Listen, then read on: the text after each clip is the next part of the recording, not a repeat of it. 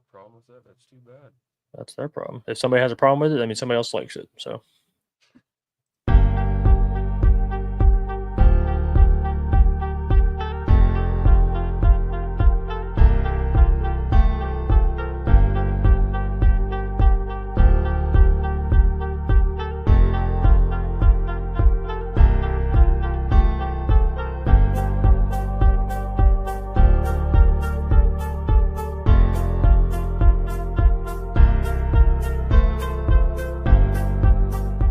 This is Joe Crispin, former Penn State and professional basketball player. You are listening to the Mark Lesko Podcast. I think you said that he could have gotten more separation. There were some technique fundamentals in the receiver that weren't perfect in the 80s. I had to throw in a few points of critique. What was it like playing in March Madness? I mean, we have it going on right now. But playing there was amazing. I mean, like, that's kind of your whole goal is to just be a part of that. It's such a special thing where the whole country is tuning in and anything is really possible, you know. You know, my optimistic side said, like I said, that we're going to be okay. We just had a bad game. We were probably experimenting a little bit, ran into a good team. So. If Miami came to our house, we would probably, if anything, win. We wouldn't get blown out. When you first started playing football, you know, did you always want to play in college? Nah, I was growing up. I was a big baseball guy. Loved baseball. And then 8th grade, I remember I got a call from my uncle, Coach Nagel. He's like, hey, I got the job. And I was just like, all right, I'll play football for you. You are listening to the Mark Lesko Podcast, a podcast by diehard fans for fans. It's as honest and as raw as sports talk can be. Thank you for listening to the Mark Lesko Podcast. Hey, everybody, this is Greg Garrity. So Anthony Lottie will punt it away from the 41. Greg Garrity is the deep man for Penn State at the 10-yard line. Former Penn State receiver and 2016 Big Ten champion. You're listening to the best Penn State Nittany Lion podcast, the Mark Lesko Podcast.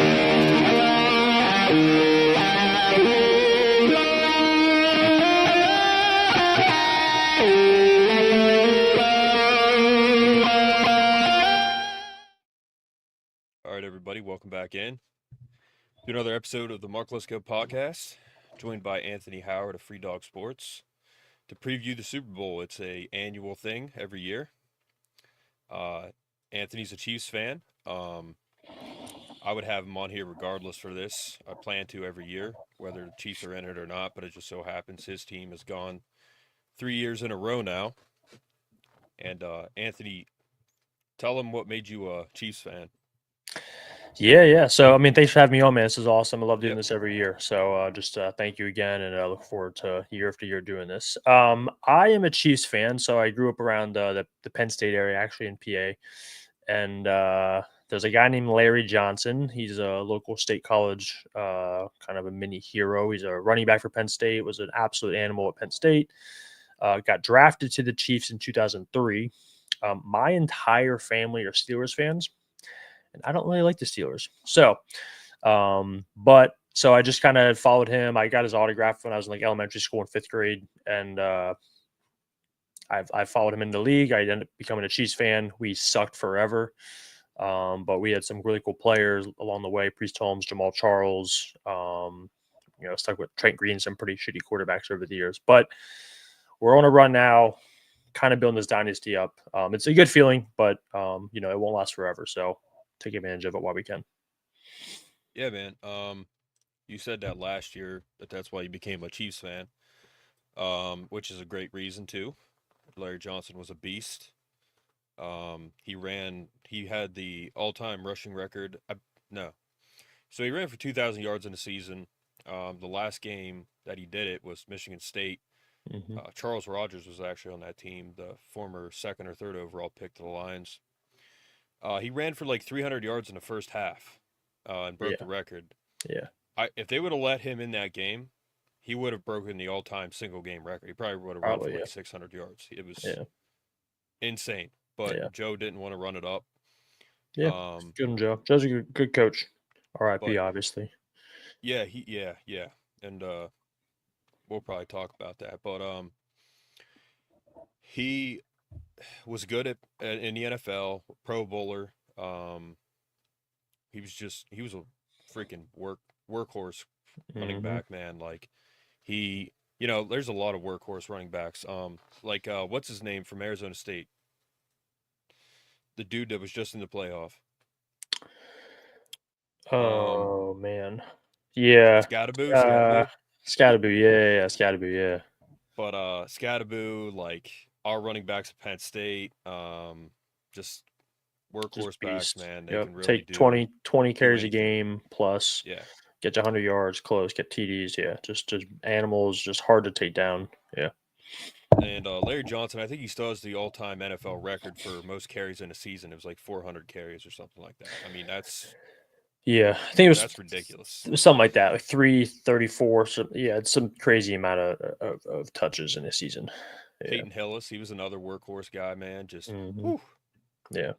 Former Madden cover, but yeah. So, well, real quick, I just wanted to touch on this real quick. We were doing this live last night, and I literally passed out. So, kind of funny, but not really. It was. If it went sour, would it be funny?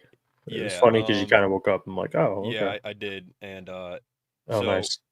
I'm not gonna play the audio because it's kind of scary. I really don't want to hear it again. But I literally recorded the whole thing. So as you can see here, I'm like turning white. I'm getting white, and then I'm like green. Like, look at that. I'm like green, dude. Quick second, yeah. But I was like really white, and I noticed it, and I'm sweating. I was sweating, like, and that just got worse and worse and worse. So pretty much what happened, and then I turned off the mic or the camera right here. So I don't remember doing that, and I'm glad I did, because that would have been probably weird to look at. But I made a moaning noise. I was freaking knocked out, man. Sound like a ghost. Yeah, it's like a ghost, like howling in the wind or something. I don't know. Yeah, you were like, "Are you okay?" I was like, "Dude, are you there? Like, what happened?" But yeah, man, didn't eat all day. Went to the plasma place, which is a good way to make some extra money. And like a dumbass, I came home and cracked open a Happy Dad, drank that, and then I passed out. So it was stupid. Shouldn't have done it. Now I've literally gone to the gym. Well, yesterday I went to the gym too, but I've gone to the gym and go straight to CSL, and then I don't eat until after. I've done it before. Now, I'm probably not going to do that anymore because it's just not good for you. But, we're men. We think we're invisible. You need fuel. You need food. Some water. We're not always throughout the day. We're not always invisible. So, so don't do that.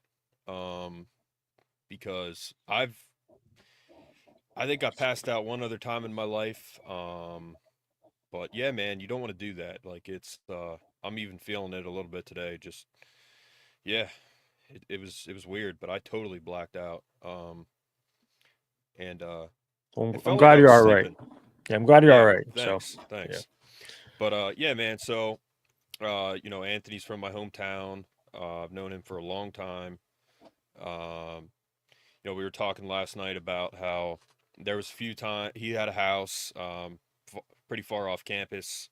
I think it was on, is it Allen Street? Allen Street, yep. Yeah, by one of the frats. I think it's Far Sig you were by. And there was a couple times I was stumbling home, couldn't make it to my wherever I was living, so I just crashed at your place.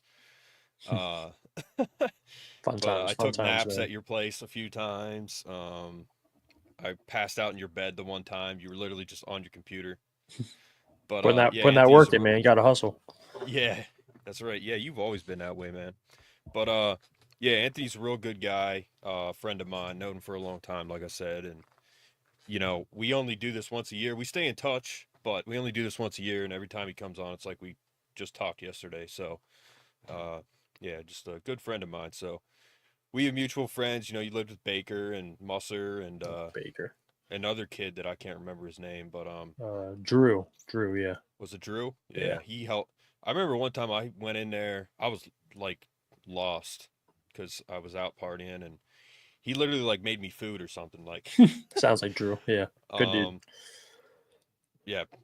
So good times, man. Had my first creatine with Musser in your house. Nice.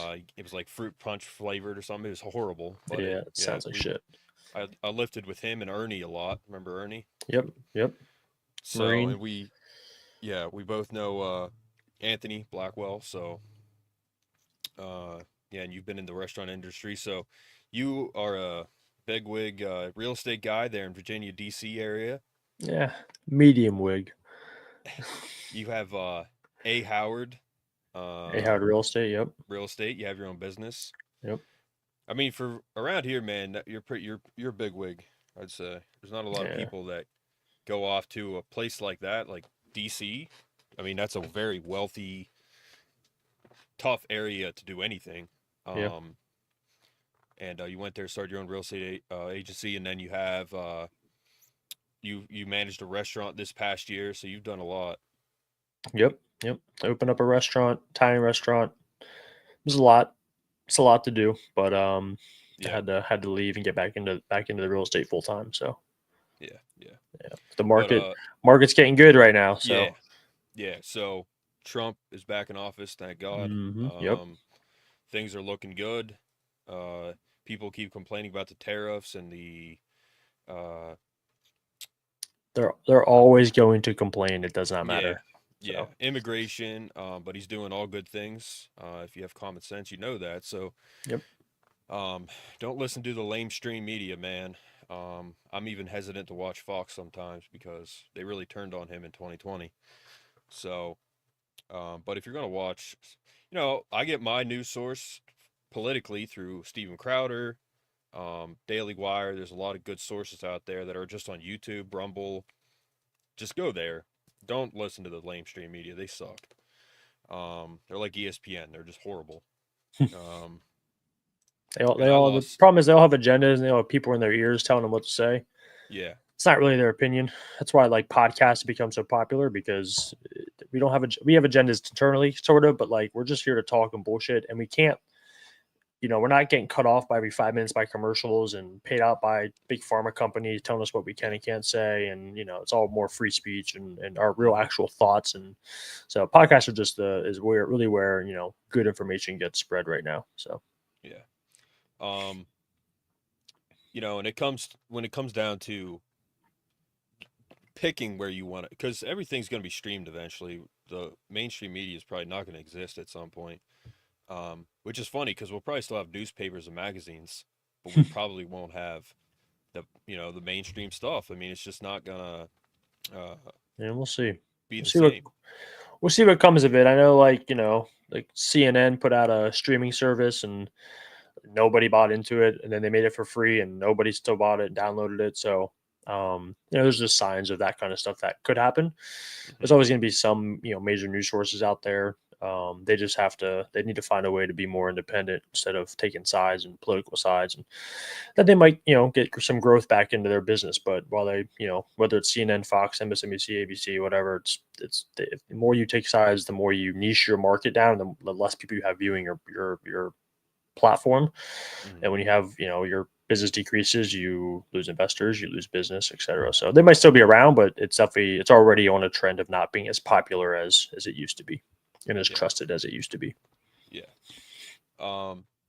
Exactly. And another thing too, he signed the executive order to protect our women in sports. So thank God for that too. Thank fucking God. Yes. For those of you who have women in your life, I have a sister and cousins and niece and daughters, moms, whatever. Yeah. Girlfriends, wives, whatever. Yep. It's insane that we even have to sign something like that. Kind of shows you where we're at in this world. It's very sad, but yeah. So thank God for that. The NCAA already followed that, so that's a huge W. It's one of the first good things they've done in a long time, but that's good. Yeah, and then I've listened to podcasts where they're like, people are gonna look back on this in like 100 years and be like, what the fuck? We had to sign that. Like what? We had to tell people like not. Yeah, it's insane. It's straight up insanity. There's really no other way to put it. Doesn't make any sense. So either you have fucking individual bathrooms and it doesn't matter and it's one person bathrooms, or you have your gendered bathrooms, and if you have fucking hair in your chest and a penis and balls, you go in one. And if you have boobs or the ability to grow boobs and a vagina and you don't have a mustache on your face, you go in another one. Yep. It's right. relatively simple. There's obviously a gray area with people that want to transition and do whatever they want to do, but if you still have a penis, you go in that bathroom that allows penises and has stalls for penises. Pretty straightforward. Yep. We don't need 13 and 15-year-old girls seeing fucking penises when they're trying to swim or do gymnastics or volleyball or whatever the fuck they're playing. So, yeah. Yeah, man, it's pretty scary. It really is. But this is why we have sports to kind of help us cope with everyday life and some of the stuff that we see and go through. Mm-hmm. But Anthony, again, thanks for coming on, man. It's good to have you on. We're going to get into the awards show, and then we'll get into the Super Bowl. But we talked about the NFL a little bit. Got the season Steelers. stuff. Yeah. And you were asking me if I was a GM, what would I do for the Steelers? I said I would try to get a quarterback, but you really can't do that now. We're going through all the quarterbacks. There's really not one available besides maybe Kyler Murray, and I don't want him. But we need receivers. We need a quarterback. We need a running back. Now, Justin Fields, I love him. I think he's the man. I think he should be a running back because he's a beautiful runner. But he's going to be our guy because I just heard today that it looks like Russell Wilson's leaving, might be going to the Raiders. Yep, Pete Carroll reunion. Yeah, I was talking to Chris Collier from Lock Haven yesterday. He's now on the Raiders. He's on the depth chart. He's listed third string behind Amir Abdullah and another kid. Okay, nice. I was texting him today. Really, really nice guy, and I'm gonna hopefully get him on here soon for an interview. He's going back to Vegas Monday. He was in our area this weekend doing some training at a gym I go to. Nice. So nice. Let me know when he's on. Yeah, I will. I love the Raiders as a Chiefs fan. So. Well, man, I was texting him, and I just wanted to say, like, dude, you guys need a quarterback, but I'm like, I don't want to say that to him because that's his teammate. Yeah. So I just said, Amir Abdullah is a good mentor for you. He's a vet. He was good at Nebraska. Yeah, skill on the lines. Yeah. He was nice, man. He was nice in Nebraska, number 8. He was real nice. And then he played for Detroit. Now he's with the Raiders. But, yeah, he was with the Ravens. He spoke to me yesterday about how great of mentors Lamar and Derrick Henry were to him. Yeah. Like the Raiders for you, the Ravens for us as a Steelers fan are the enemy number 1. Yep. Even the Raiders, man, that's a historic rivalry, which I was texting Chris about today. And but I'm pulling for the Ravens in a sense, besides the fact that when we play them, because Lamar Jackson, great character guy, Derrick Henry, great character guy. Oh my God, he's massive. Fucking beast, yeah. He's not human, man. Like he is. He's big. And a guy I know is at the Super Bowl right now, and he was with Derrick Henry at a party. He said, dude, he's slightly smaller than Josh Allen. And Josh Allen is a freaking house. Yeah. So yeah, I'm really pulling for them, because they're good. They have good character guys on that team. So Chris was able to learn from them. I mean, I can't imagine being taught by those guys. So it's good for him. And now he's got Pete Carroll and Chip Kelly coming in as his new coaches, so that's awesome too. I'm really pulling for him and the Raiders. Hopefully gives them a chance to do something. Yeah, and Brett, he's a Raiders fan too, so okay. I hope that works out for him. But I know you don't. But well, listen, I'm Raiders are our enemy number 1, like you said, but I'm a football fan, so it's good to have banter and stuff about the Raiders, but I don't, Max Crosby's a fucking animal. I've never actually hated the Raiders. I have friends that are Raiders fans, I have clients that are Raiders fans, so it's fun to talk shit, banter back and forth, but at the end of the day, I like football. I like good football. I'd rather, have a good game every year and good division versus just blowing these teams out year in and year out that we've done for the past 7 years. It does get kind of old.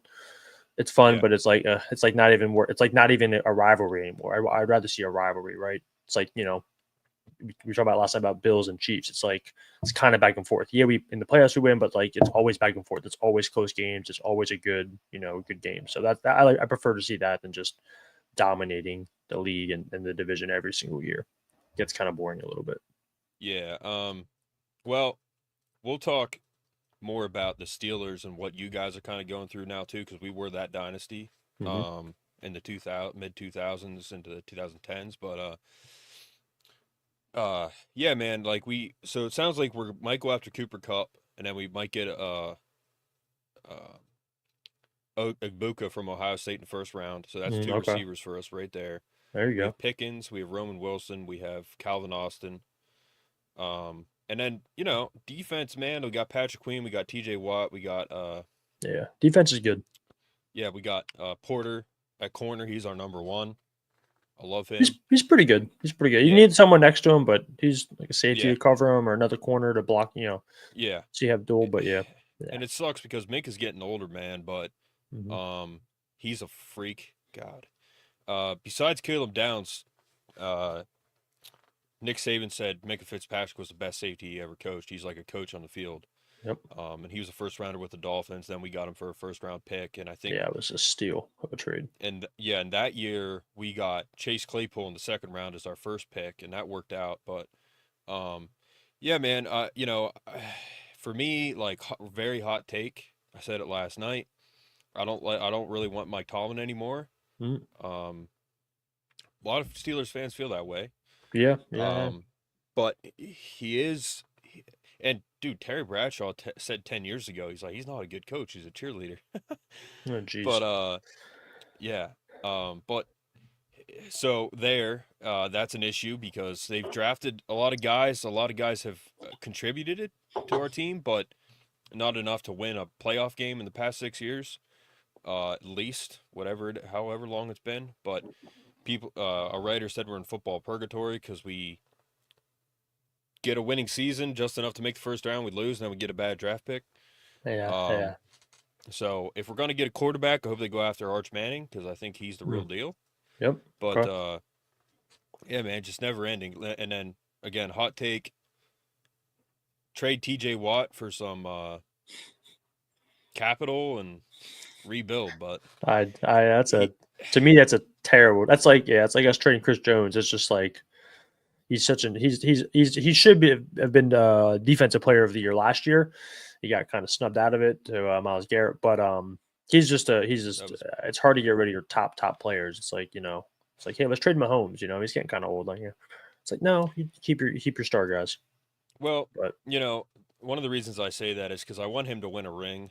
And I don't know if he's going to do that with the Steelers, but he's going to be. I don't think he's going to retire a Steeler. Probably like he's going to be Ring of Honor, Hall of no doubt first ballot Hall of Famer. Yeah. Him and because he was like, I think they were in the same draft, TJ and Patrick Mahomes. So I think so. Yeah. They could be in the same class because they're both first ballot. Depends when they retire. Yeah. No way, they're not getting in. First ballot. Yeah, they're both easily just super leaders on the team in the league. Yeah. So, yeah, but yeah, man, there's a lot going on. There's a lot going on with the Steelers. But overall, man, the NFL got really political, and that kind of turned me away. So turned a lot of people away. Yeah. But they are changing the. We won't get into too much detail. The end zone signs. They are changing the end zone signs. Trump will be there at the Super Bowl, which is cool. First president ever to go. I think he'll be welcomed because they're in New Orleans. I mean, every time he goes to any football stadium, the crowd goes crazy. UFC fights, it's anywhere he goes, it's just crowds cheering. It's he barely gets booed. Well, I heard that he's supposed to come to the Penn State Ohio State game this year, and I said he should wear a blue and white "Make America Great Again" hat. And not wear red and white because that's Ohio State colors. He'll probably wear his red hat. But because he won all the swing states, so he could have easily, if he wasn't going to, win Ohio and Pennsylvania in that one game. Just by why he's going to wear a red hat? Because of fucking J.D. Vance is a Ohio State and Ohio guy. Is he really? So, yeah. So he's gonna probably wear red. All right. Well, that's okay. But whatever. We'll still beat him. He'll survive when we win. It's okay. Yeah, JD's future president. But we got Vivek, we got Barron, we got his kids, Eric and Don Jr. So Barron just started his own luxury real estate agency. Oh shit! Nice.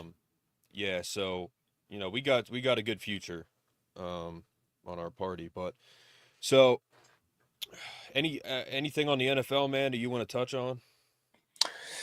We're gonna get into the awards just the season. Yeah, the season itself. Can't think of anything off the top of my head. No, just NFL honors, and then the Super Bowl, the big game. What are good season again? Yeah, good season. So Josh Allen got MVP. What are your thoughts on that? Did he deserve it? Do you think somebody else deserved it? Well, who'd you guys lose to this year? Chiefs. Yeah. To the Bills. Right. And then the Broncos, but that didn't count. We had no starters in. But you're 15-1, or 14-2, or 15-2. Yeah, 15-2. 15-2. Yeah. Okay. And the Eagles are like 14-3, I think. Wait, we're 14. We lost 2. They lost 3. Yeah. I don't know, whatever the fuck the season is nowadays. 15-2, 14-3. Yeah. Yep. Yeah. Besides the Lions, pretty much the 2 best teams made it to the Super Bowl. Yeah. And again, we talk about the NFL in general, man, and wanting to see the Raiders win or whatever. I've always wanted to see the Lions win because growing up, they had the first pick every year. They're like the Browns, basically. The Browns are never going to change. They're always going to suck. Yeah. But the only shot they had was at Baker Mayfield when they lost to you guys in the playoff. And, Baker Mayfield, they should have never let him go. I think he's a freaking dog. Not for fucking Deshaun Watson for 10 times the price. Yeah, guaranteed. Yeah. But so to get into the awards, Arik Armstead wins the Walter Payton Man of the Year. Big deal. Cam Hayward won it last year. QB Josh Allen wins the MVP. So to talk about that, I wanted Saquon to win. Just for Penn State, that would have done a lot for recruiting probably. Yeah. But yeah, Josh Allen's deserving, absolutely. I don't think Saquon had a single first place vote. One of the Steelers guys had Lamar third, just a troll. Yeah. But he had 6 touchdowns in one game, I think it was. He had 3 rushing, 3 passing, and they still lost, like 45-44 or something like that. Yeah, that was the Lions game. Is that the Lions game? I think so, yeah. Or did the Lions lose that game? I don't remember. I'm pretty sure the Bills lost that game that he had 6 touchdowns. It was ridiculous. Yeah, because because I think that's the game that Jared Goff didn't score a touchdown, but they won. And then he had a game in the season where he threw 5 TDs and they lost. So it was just like ironic, the funniness of how that worked out. So if my memory suits me correctly, but yeah. I mean, as a Penn State guy, I was like, obviously I'd root for Saquon. If he had the Eagles and Sirianni had let him run in the last game that he wanted to and break that rushing record, oh man, I think the first place votes go towards him more. I do think that. I mean, obviously the quarterback is, the prime position on the field, but it's still a team game. But so typically goes to quarterbacks. I feel like Saquon did enough this year, and he came off of he's playing for a couple years. He got injuries. He comes to the Eagles. He was already good, but Bills are already good too. So he comes on, he just completely changes, the way the Eagles are playing, and he's getting 100+ yards per game and 2-3 touchdowns every. It's just like it's just, to me, he's way more of an MVP player. But I understand why Josh Allen and why a quarterback typically gets that award. So with that whole thing with Saquon breaking the rushing record, I mean, it was one game. I wish he would have done it. Damn, sucks he didn't, man. It could have been against his old team, the Giants. That would have been. It would have been the perfect cherry on the cake, right? Yeah. But like that would have been in the Hall of Fame right there, being the all-time rushing record. Yep. In a season, but he didn't. Saquon's a real humble kid. I knew him. He's at a Penn team State. player. Yep. Yeah. So, So much so that he probably didn't want to do it against his old team because that's who he is. He's a high character kid, but I wanted to see him win it, but Josh Allen's certainly deserving. Lamar was in the hunt too. I'm kind of glad he didn't win again because I didn't think he deserved to win more than Saquon or Josh Allen. Yeah, no. But Lamar he's a freak too. Oh my God. Yeah, he's an absolutely unbelievable player. What I find funny is, so last year I made this argument against Lamar because at no point did Lamar lead in any category. Touchdowns, rushing touchdowns, pass yards, completion, efficiency, like nothing, right? Yeah. And he was on the team with the number 1 defense. So I was like, how are you the MVP if everything around you is amazing and you just also happen to be great? Yep. So in the stats, this year Lamar had better stats. Last year he had like basically no stats, and so the argument kind of went back and forth, kind of on like my opinion versus like obviously the opinion of the people I was debating with. But it's just funny seeing that last year the guy had led in no stats and got MVP, and then this year Allen led in a lot of stats but didn't lead Lamar in stats. Lamar had better stats and still got MVP. And people are like, how do you pick somebody that has has better stats? It's like, well, this is the same conversation we had last year, and now you see how this can be a problem basically. So, and how the MVP is not a stat based, is only not a stat based award basically. So it's funny seeing people online kind of bicker and talk and make that debate after last year.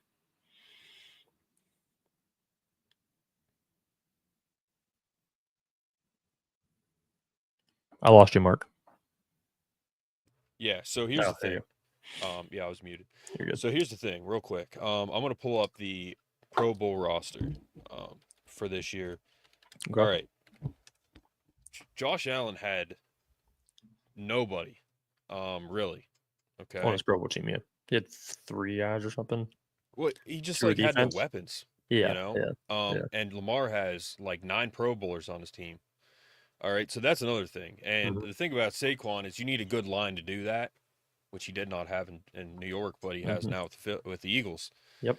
I mean, my God, man, like that's just that O-line is one of the best ever. AQ Shipley, Penn State guy, who's always on Pat McAfee.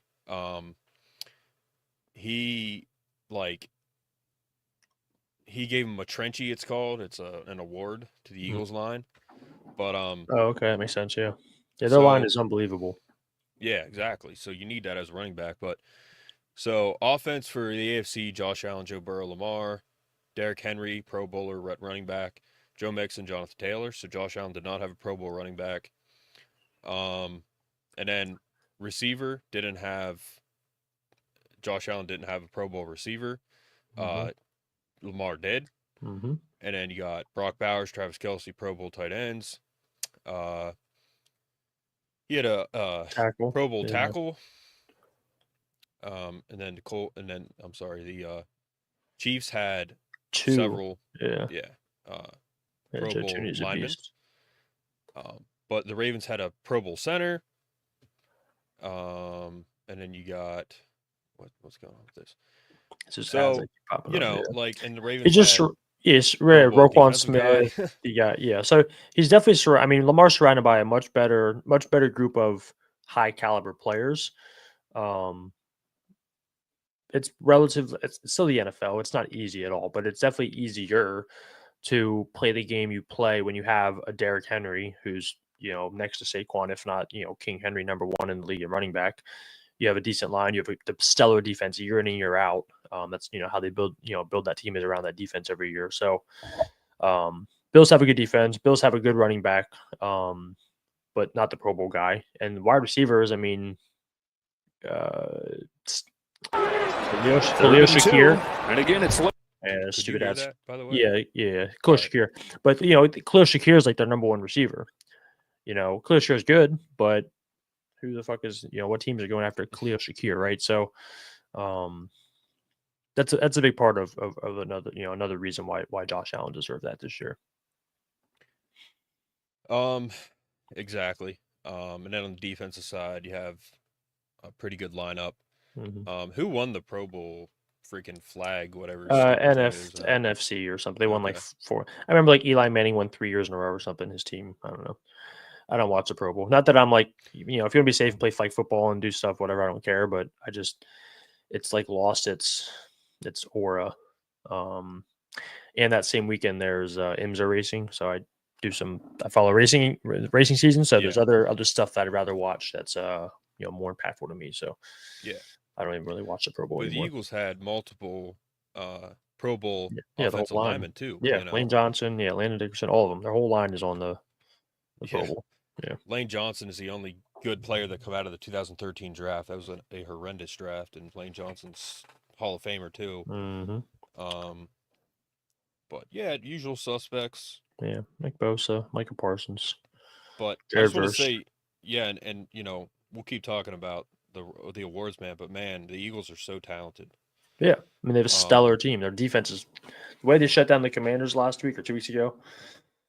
It was very surprising. So I think everybody, even Eagles fans, that was just I don't know if it was a fluke game or just an ass beating or what, but they absolutely crushed Jane Daniels and the Commanders.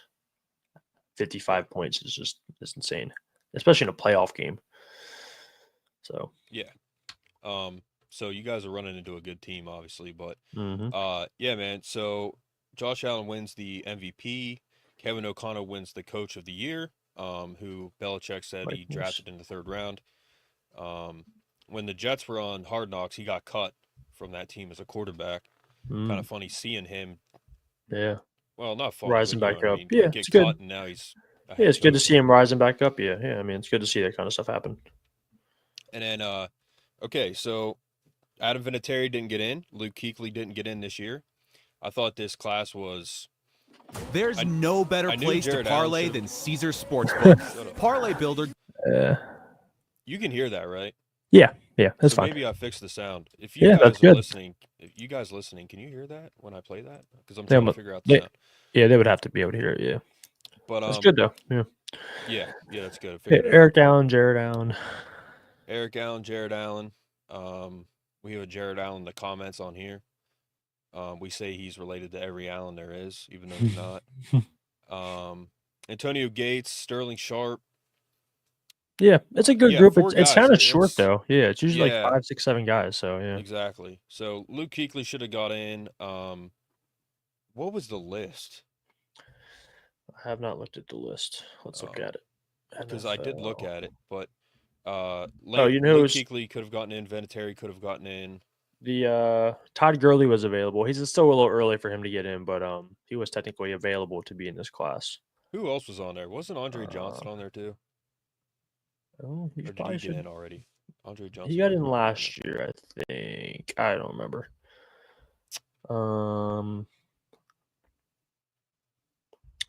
Where's like the full fucking list? New members. I've announced his finalists. Here we go. Let's see. Willie Anderson, great tackle for the Bengals. Luke Kuechly. Oh, Eli Manning. Interesting. They kept him out for now. Eli Manning. He should have been first ballot too, probably. Yeah, he's Tom Brady's dad. It's Tom Brady's daddy right there. He definitely should have got in. Yep, that's right. Reggie Wayne, Darren Woodson. Oh, Darren Woodson definitely should have got in. So yeah, I mean they could have had, 4. They could have had like 6, 7 guys easy. Terrell Suggs will probably get in eventually. Yeah, who all was on it? So you got Eric Allen, Jared Allen that got in. You have Willie Anderson, tackle for the Bengals. Long-time tackle, definitely should have got in.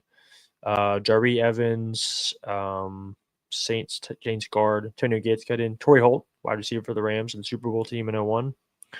Or 2000, sorry. Luke Kuechly, Eli Manning, Steve Smith Sr. And probably, but I don't know if he's Super Bowl or Hall of Fame caliber or not. Terrell Suggs will probably get in eventually. Fred Taylor, Adam Vinatieri, Reggie Wayne, Darren Woodson, and Marshall Yanda, who is a guard / tackle for the Ravens when they won in 2012. Yeah, so Willie Anderson could have gotten in. Torrey Holt could have gotten in. Luke Kuechly should have gotten in. Eli should have gotten in. Terrell Suggs could have gotten in. Fred Taylor, Vinatieri, Reggie Wayne, Darren Woodson. I thought Darren Woodson was already in. Damn. Marshall Yonda. Yeah, so like Luke Kuechly, Eli Manning, Terrell Suggs, these guys are in their first year of eligibility, so it's rare that you get in like first year. Usually it's a couple years in. Tony Gates is his second year, but he's obviously the top 3, 4 best tight ends in history. Reggie Wayne was on his 6th year of eligibility, and Torrey Holt's on his 11th. So yeah, I don't know, but it does seem like a short class compared to my memory of usually. Yeah, but Big Ben, he's another first ballot. He'll be first ballot next year, I think. Okay, yeah, I'd be in his first year, I guess, or I don't know how many years he's been out now. No, maybe 2 years from now he'll be first ballot. Yeah. But and then we got Jared Verse wins NFL Rookie of the Year. Yep, well deserved. From Florida State. Bengals Joe Burrow wins Comeback Player of the Year. Even though, like, what did he come back from? Well, he hurt his wrist at the end of last year. True. And so I thought Sam Darnold would have won that. I think Sam Darnold was second. The problem is that Joe Burrow has, correct me if I'm wrong, but the most pass yards and the most touchdowns in the league this year. So he was actually on the MVP list, which I think was, you talk about like a player that literally the team would suck without. It's Joe. Yeah. I mean, he has Jamar Chase, whatever. But like that, they went 8-9 or 9-8, whatever their schedule was, record was, and missed the playoffs. And you have a team with the number one offense probably in the league, based off of yards, touchdowns, maybe not efficiency, but great player, obviously surrounded by good players. But their defense is just so bad that they literally couldn't score enough points. They were scoring 30 points a game and losing. So I had an argument earlier that like Burrow may be a better option for MVP than Josh Allen. But I think you kind of have to have like a somewhat winning team. You got to make the playoffs. You got to kind of do something with that. But definitely comeback player of the year for sure, without a doubt, after a big wrist injury as a quarterback, and playing the year that he played, even if they missed the playoffs. Well, that's the thing, man. Like your team has to do good. Yeah. And Snoop Dogg cracked a joke about Bill Belichick's girlfriend not even being born when the Cowboys were still good. Oh yeah. She's pretty girl. Yeah. It's a weird relationship, but whatever. We talked about how he pulled that. He's got some game, man, because he's not particularly a very good-looking guy. And he always has that look on his face, like F off. Yeah. But I guess Sam Darnold couldn't have really been because he didn't come back from anything.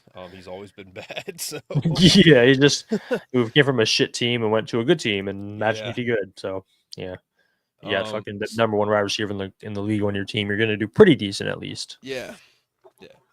Saquon wins the Offensive Player of the Year, which I thought solidified his MVP, but I guess not. Yeah, that's how they do that though. Usually it's if you're not gonna get an MVP but you deserve it, you get Offensive Player of the Year. Yeah. Saquon is that backwards hurdle man. Unreal. Yeah, made a whole new move in Madden. Yep. So exactly. Yep. But yeah, Snoop Dogg was wearing Steelers stuff. He's a Steelers guy. Jelly Roll was out there. Yep. Jelly Roll. It's a good dude. But Pat Surtain wins Defensive Player of the Year, which he's another one, man. He's just a killer. Yeah. It's on the Broncos, man. Yeah. It's the only reason we're not scoring 40 points on them. He's probably their best player. By far. But yeah. he's a freak himself. And then you got Jaden Daniels wins the Offensive Rookie Player of the Year. Well deserved. Yep, well deserved. Freaking he's breaking records. He's breaking all the records right now. So we'll see what he does next year and his next year up and the years after that. He's probably going to compete with some of Mahomes' records if he keeps up the trend that he's on. All right, man. NFL Assistant of the Year was Ben Johnson. But all right, so we'll jump into the Super Bowl, Anthony. Yes. Few things here. So the last Super Bowl you played against the Eagles. I don't think they were favored the Chiefs. And they had, a good team. Pull up the rankings right now for the NFL, Anthony, but a couple things here, all right? I don't think the NFL coaches should be able to even sniff jobs until the Super Bowl is over. And I mean all coaches. I think it's BS that these coaches can, like Ben Johnson, he was already a head coach, I think, before he even lost to the Redskins in the It was like the day after or something. It was pretty fast. Yeah. So that's a distraction, man, I think. And that's one thing about Andy Reid. He's retained his coaches, like defensive coordinator. What's his name again for you guys? Oh God. Scabs. Jesus fucking Christ. I'm like having a blank because it's embarrassing. Kansas City D coordinator. I'm all on the players right now. That's why. Steve Spagnuolo. Yeah. Steve Spagnuolo is just an intelligent fucking man. Probably the best defensive coordinator ever. He's up there, freak, man. Yeah. But like the last Super Bowl you played against the Eagles, okay, that Gannon guy, the weirdo that went to Arizona, he was already like taking a job. Yeah. Already, and then their defensive coordinator left too. And now I think their offensive coordinator for the Eagles is leaving again for the Saints job after the Super Bowl. So it's like, that's good. It's like Penn State. You lose coordinators, like that's good because they're so good. But that's one thing about Andy Reid is he's kept his guys mainly.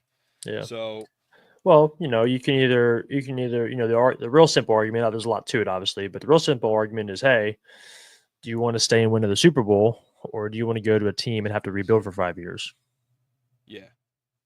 You want to win Super Bowls. I mean, you want to be a head coach. You want your name to be out there. You want to build up your legacy, etc. But depending what options are available year in and year out, you might stick with a team that's winning it all. So, and then you go on when we start to lose. Then you go on to pick out your position that you want. Yeah. Well, it's like the Steelers or Penn State again, man. Like Manny Diaz leaves. Now we replaced him with Tom Allen, but we got a better guy with Jim Knowles. But like Manny Diaz, like stay here, win a national title, then go. But anyway. Yeah. I just don't think NFL coaches should be able to even entertain jobs until the Super Bowl's over. Any coach, whether you're the first pick in the draft or. Yeah, there should be it's same in college, right? So you have teams that obviously don't make playoffs, and college football as well, and you have players and coaches into the portal and all this stuff. All the season should end after the Super Bowl, right, or after the college final, the college football playoff, right? So it's a problem because you got players that leave the day after the season ends, and you got it's definitely a distraction. And in theory, you're supposed to commit to that team until you do win the national championship, which is the goal, right? So, or you win the Super Bowl. So the season really should end. But that's not really how contracts work and stuff like that. So I kind of get it, but it can be a distraction. I don't really genuinely pay attention to a lot of that stuff until before the draft to even know what coaches are moving or what players are getting traded, who's in free agency. I just, I kind of focus on the games and stuff like that, but that's just what I focus on. Obviously there's a lot of analysts out there that do follow that kind of stuff and report on it and are, breaking news. This is happening, so, but I myself will pay attention to that stuff later after the Super Bowl, but yeah. Well, so, okay. To pull up the game itself here on ESPN. So good matchup, man. Eagles are extremely talented. What's the rankings right now for offense and defense for the two teams, Anthony? The Eagles definitely lead in a couple of these categories. Offense for sure. This is postseason. You guys are 10th on offense or something like that? Something like that. Yeah. Eagles are, so this is by yards a game. 1, 2, 3, 4, 5, 6, 7. Eagles are 8th. And we're 15th. So that's yards per game. Points per game. You got Eagles are 6th or 7th, and again we're 13th or something like that. So their offense is definitely performing better. You got Saquon. We're definitely not scoring as many points as we have in the past couple of years. even like last year, we had no receivers and no one was catching the ball. We had serious problems with that, and we still, made it through the season and postseason and won the Super Bowl. We're scoring less points.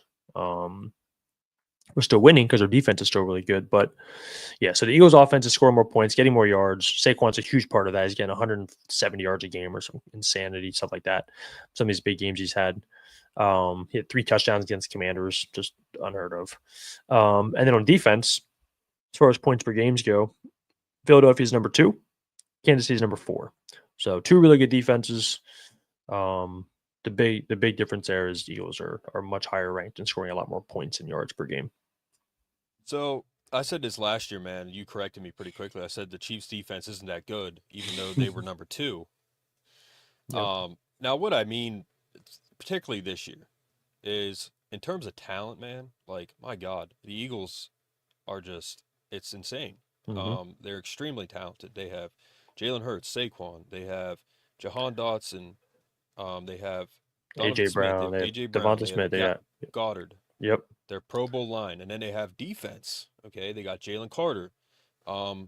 Who's that other kid from Georgia that they got on there?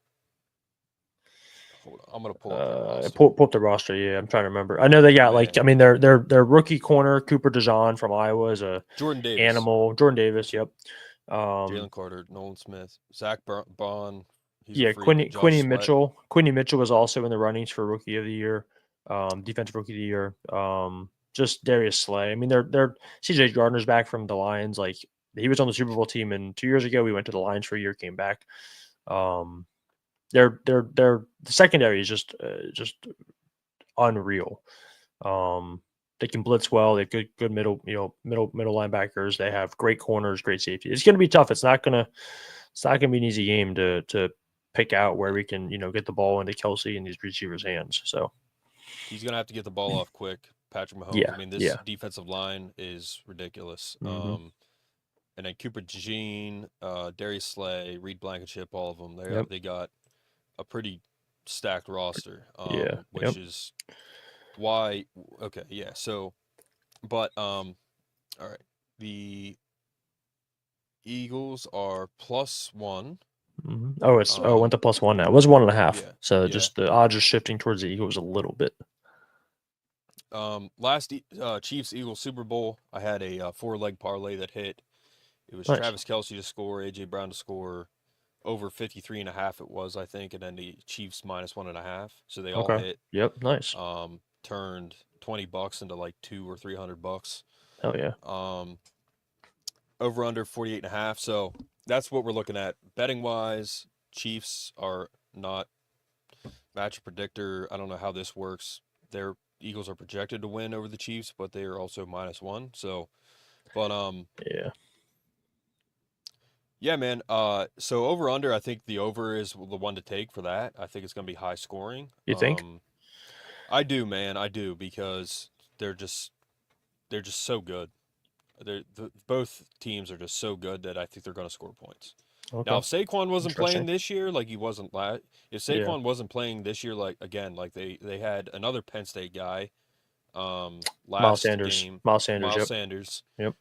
But Saquon's on his team now. Now Spags hasn't Spags, hasn't had a 100-yard back since 2018, which is crazy to think about. Yeah. So, but I still think Saquon's going to have a game. So, yeah. What's this matchup to you, man?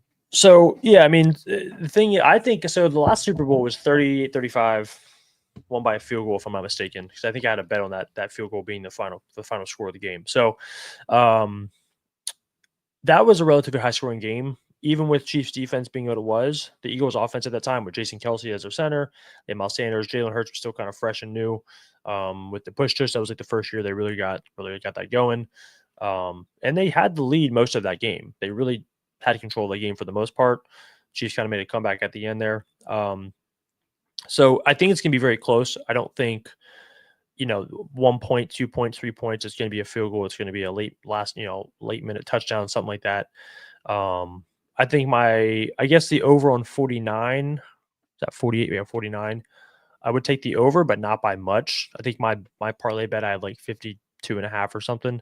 Talking like a 20, 27, 24 game, 26, 23, something crazy like that. I don't think either team scores 30.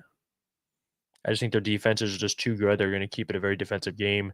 It's going to be hard to get the ball downfield. It's going to be hard to run heavy. Saquon will get his yards in. He'll get his touches and his yards, but I don't think he's going to have a 160-yard game or whatever he had. I think the over-under is like 113. So I think it's going to be a very defensive game because both defenses are top 5. The offenses are both good, but they're in the 7 to 15 range based off of yards and points, stuff like that. So I think the defenses control the game, and I think if I was putting bets in, I'd have a parlay above, and I'd have the same exact parlay but below on the spread or the over under, because it's just I don't know. I mean, it could very easily be a 17-14 game, which sounds crazy, but the way the defense has been playing this year and the low scoring games they both have, that's what the trend would look like. But it's a Super Bowl, so things are way different. You got trick plays, you got all kinds of crazy stuff that happens. It's not like a normal game, so it plays out very differently.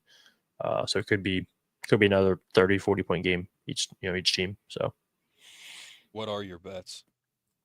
I have a whole bunch of them.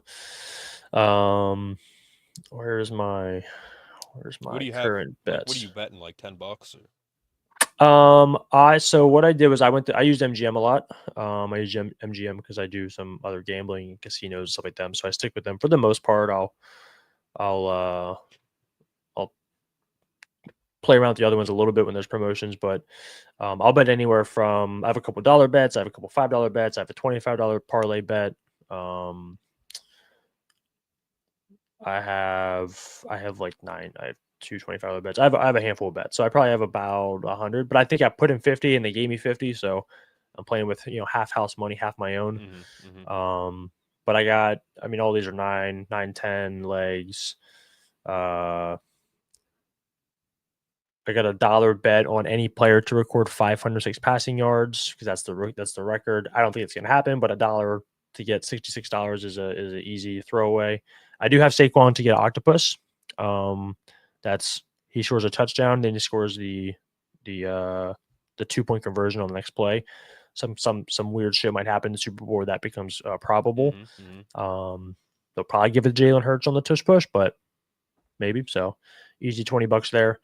A couple of 7-8 leg parlays. I do some parlays. I like the parlays. I don't win them often. I'm not very good at parlays, but I do low bets. So I don't really care if I lose the money. And it's, Kelsey over 75 yards, a couple players making touchdowns. Yeah, Saquon on 2 touchdowns because it seems to score 2 every game. Mahomes on, over passing yards, over touchdowns. Mahomes is scoring a TD himself.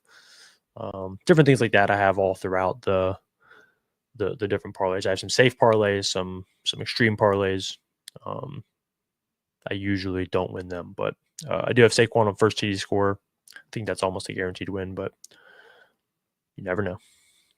All right, so I don't think I'm going to gamble on this game. I haven't really gambled all year. I planned to, and then the first 2 weeks of college football did horrendously. I had like a $400 NFL bet in week 1. Everything hit except for the Bengals money line. They lost to the Patriots. Yep.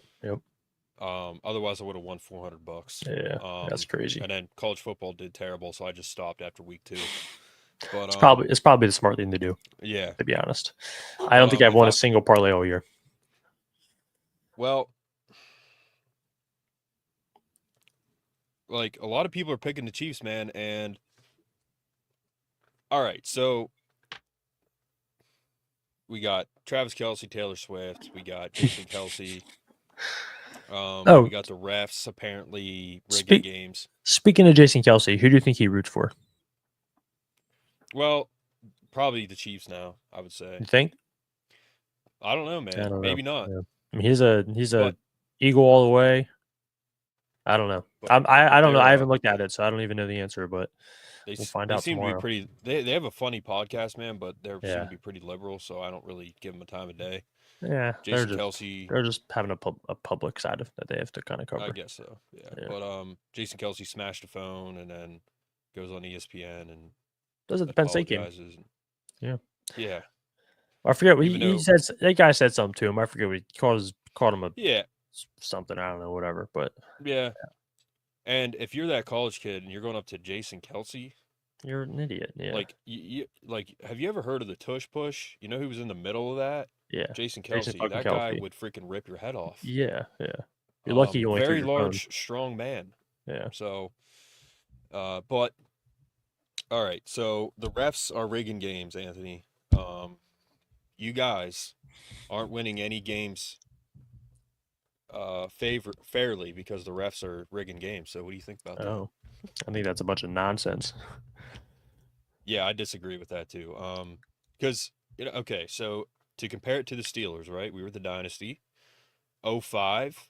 Okay, the 05 Colts game, they took away an interception by Polamalu. So some stuff went against us. But in the Super Bowl, they said, to this day, I think they say it's the most rigged Super Bowl ever.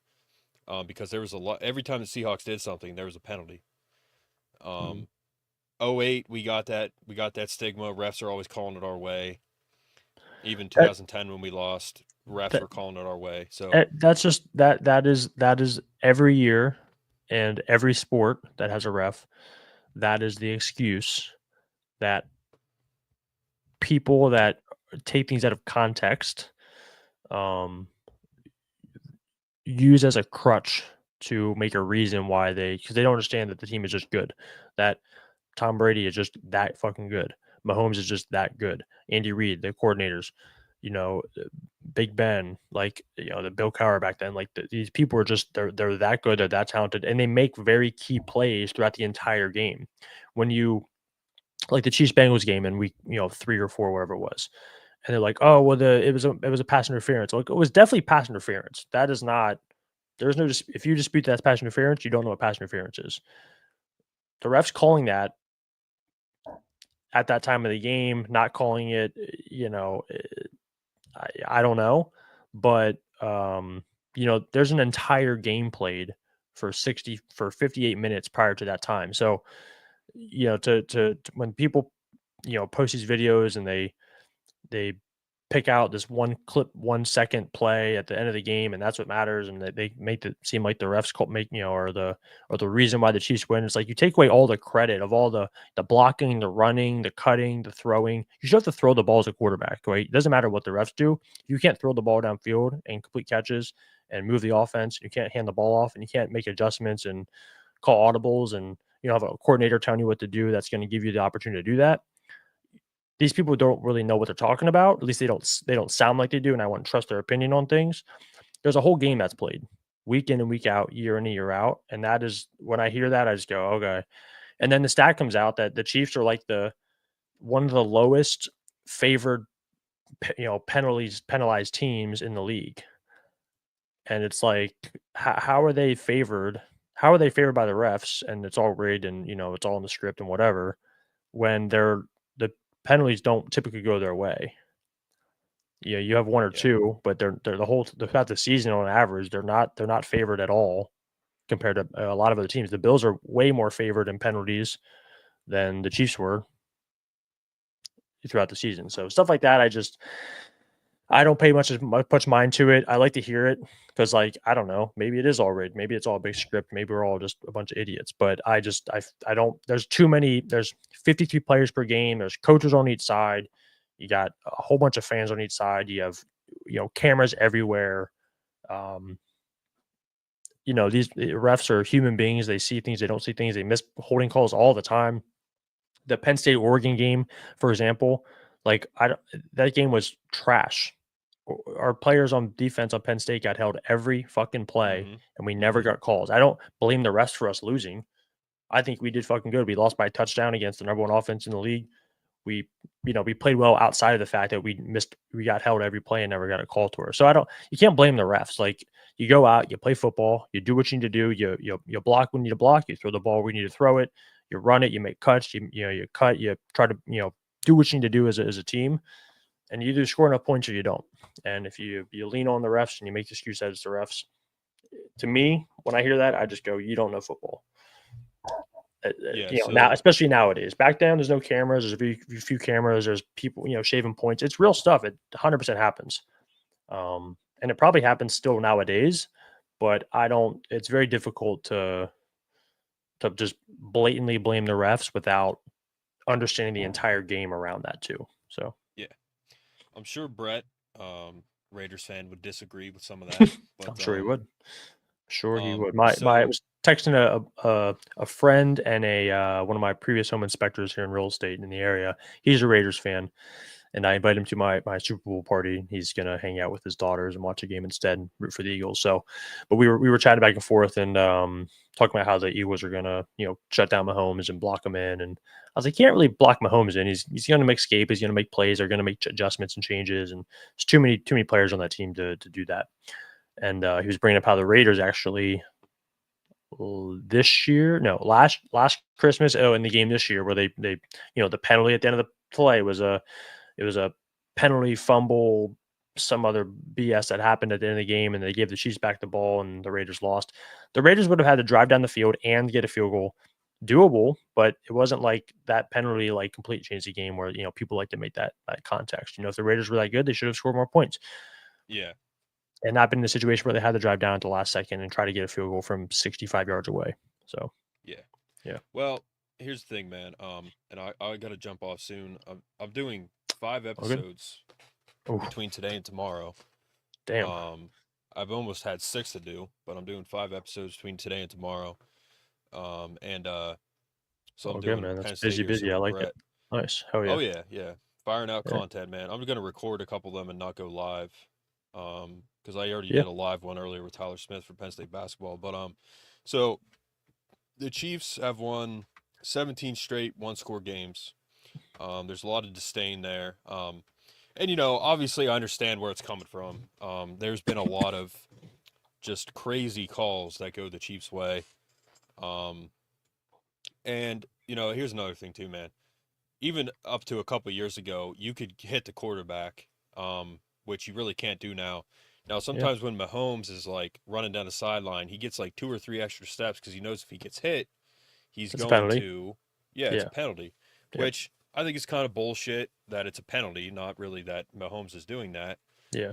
Because he's doing what he's allowed to do, and he's the Michael Jordan of the NFL right now. He's playing the game against the rules. Yeah. So those rules are dumb, right? I mean, I don't like that quarterbacks are overly protected. I get you protect them a little bit. You don't want people going after their knees and low hits and hands to the face, that kind of stuff. But the guy's a quarterback, anybody, and they play the game of football and they wear the same pads and the same helmet, and they should be able to get hit. The whole point of being on defense is to go after the quarterback and blow his brains out. So I don't like those rules. I haven't liked them for a long time. But I'm not in the NFL and I don't make the rules.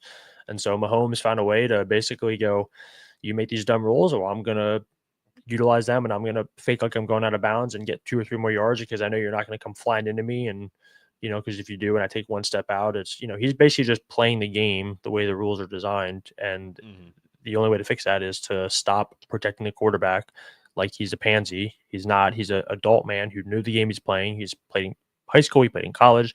He's used to getting hit. He can get hit.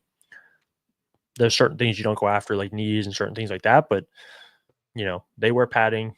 They can get hit. So, they should, especially after the line of scrimmage, they should be treated like running backs. Every quarterback, because that's what they're doing. They became a running back. They became a runner. If Derrick Henry or Saquon Barkley or James Cook or whoever was running down the sideline like that, and the linebacker came in and, popped him out of bounds, fair play. So that's my opinion on that. There's a lot of things that's turned a lot of fans away from the NFL. Like we said, they got real political. The rules have changed a lot. Mm-hmm. But, the thing is, man, the rules are the rules. They are what they are. I don't like to make excuses like Penn State. I don't make excuses for Penn State because they always lose to Ohio State or don't win big games. I don't like excuses. I don't make excuses. Yeah. So if you don't want the refs to be calling plays for the Chiefs and Mahomes to be getting calls against them, and then stop them from doing that by beating them. That's the only way you can do it, is beat them. There's no excuse. Yep. Penn State is not going, like next year, Penn State's not going to get any calls their way against Ohio State. Until we beat them head-to-head, we're not going to get that respect from college football and beat them consistently. So until Josh Allen beats Mahomes head-to-head, which Mahomes never really beat Brady. Yep. But until he beats him head-to-head, man, he's not. He said it himself. To be the champ, you have to beat the champ. To be the king, you got to beat the king. So that's what it is. So you just gotta win. Anthony, score prediction. Who's gonna win? Because I think the Eagles got a pretty good shot. I'm gonna take Chiefs. I'm obviously gonna take the Chiefs to win. I'm rooting for them. I want them to get the three-peat, the first in Super Bowl history. Not all football history, but at least Super Bowl history. I want to say 27-25 Chiefs. Okay. Yeah. So, I think, regardless of the refs and that whole stuff, the Chiefs three-peating, and the fact that there's so much on the line for them, I still think the Eagles win. So because of how much talent they have, I'm really pulling for Saquon. Yep. And I want him to get a Super Bowl. I want Jahan Dawson to get a ring. Norzad, he's on the Hunter Norzad's on the Chiefs, and I think the corner from Penn State is on either the Chiefs or the Eagles. I can't remember. I don't remember. Yeah. But there's 4 guys from Penn State in the Super Bowl. There's been a Penn Stater in every Super Bowl except 5. There's the little graphic at the bottom of their graphic every year. No, we are the only team to have a player from Penn State in every Super Bowl. We're the only team in history. Or the Penn State is the only team to have at least one player in every Super Bowl in Super Bowl history. So we are now considered Super Bowl U. All right, PSU's featured a former player in each of the last 15 Super Bowls. I'm pretty sure there's. I don't. I saw a stat today. Every Super Bowl? I saw a stat today that said that. So maybe maybe we should look into it. I haven't had much time to delve into that. I'm pretty sure it's except 5. That's the Penn State graphic. Okay. All right, so here's the graphic. But it's in very fine print at the bottom. What's it say here? All right, move. Gosh darn it. Stupid thing. A Penn Stater has appeared. Shoot.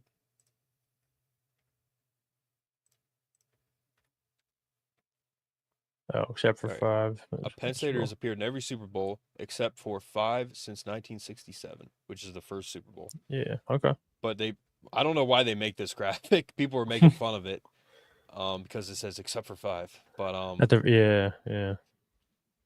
But, okay. So this is probably what I saw, and I just didn't. Yeah, I didn't look at it deep enough. I was just being an idiot. I was like, oh, that's seen fucking outlets awesome. They say Penn State's been every Super Bowl. It's like, no, they haven't. Yeah.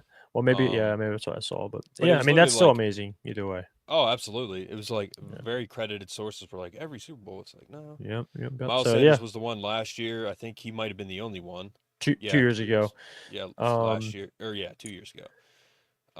Last year, I think at least Kevin Givens was in the Super Bowl. Somebody else from the Niners, I believe, if I'm not mistaken. But yeah, I mean that's an amazing stat. I mean, we obviously, if you're listening, come to Penn State. We recruit the best players. You have the highest chance of getting to the Super Bowl if you are on a Penn State team. So use that for recruiting James Franklin. You're welcome. You have a very good chance of making it to the Super Bowl if, in fact, you go to Penn State. James Franklin's resume speaks for itself. So, but I got the Eagles. I saw a guy on Pat McAfee. He said 31-27 Eagles.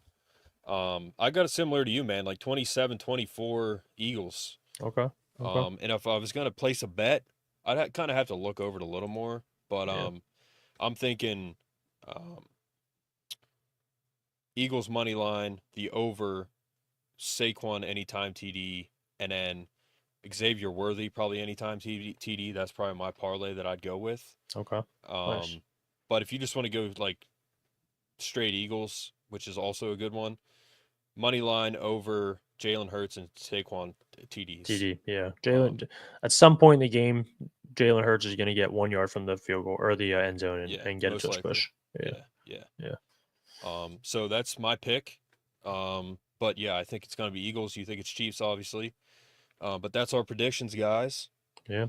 Well, listen, as a Chiefs fan, a longtime Chiefs fan, I'm from the Penn State area, so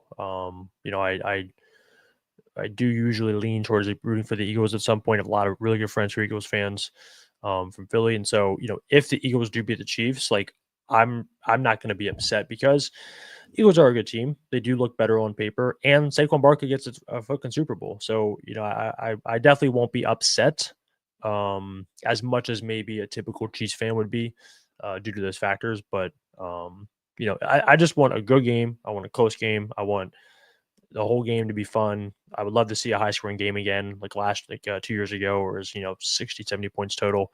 I would love to see that. So I just want a close game. I want a fun game. I want a good game.